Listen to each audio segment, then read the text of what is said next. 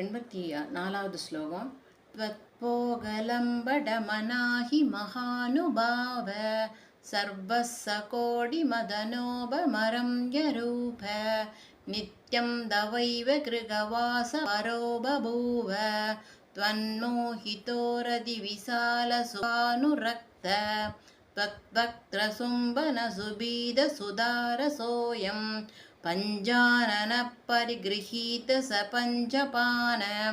नोसेत् कुतो तव लिमात्रमगेशगात्रे स्याच्चन्द्रचारुकिरणोद्भवचन्द्रिकेव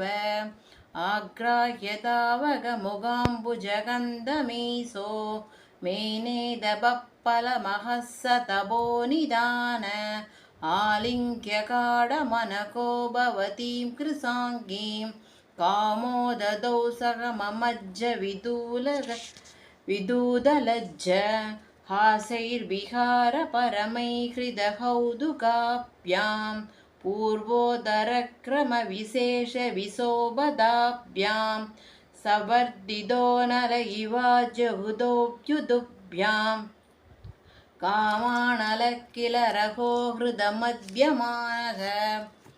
मेने कृतार्थमकराजमजोगृहेशो यस्यासि मीननयने दुहिता सभद्रा त्वत्कामकौतुकमनःपरितुष्टभाव पूर्णोपपूर्णरदिमेद्य विदूतशोक भोगीन्द्रकल्पितगरस्थितकङ्गणश्रीर्भोगश्रमेण सगितः शयनं सिकीर्षो नान्यं गिरिं व्रजति हन्त गिरीश्वरोऽयं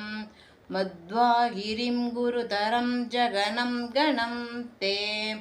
कस्तूरिकैव तव कण्डकदा समृद्धा भस्मप्रियस्य सकले प्रतिबिम्बताबोत् देनादिचुक्रसुभगात्रदशोऽभिशम्भुः सत्त्वत्सङ्गतः सदि बभूव सनीलकण्ठ कामाङ्गिदाग्रिविशेषविराजमानौ ताम्बूलरक्तवदनौ श्रमदो यसिक्तौ क्षेमङ्करौ सकजदक्पितरौ युवाङ्कैः सेव्यौ समस्तवरदौ भुवि देवि नस्तः।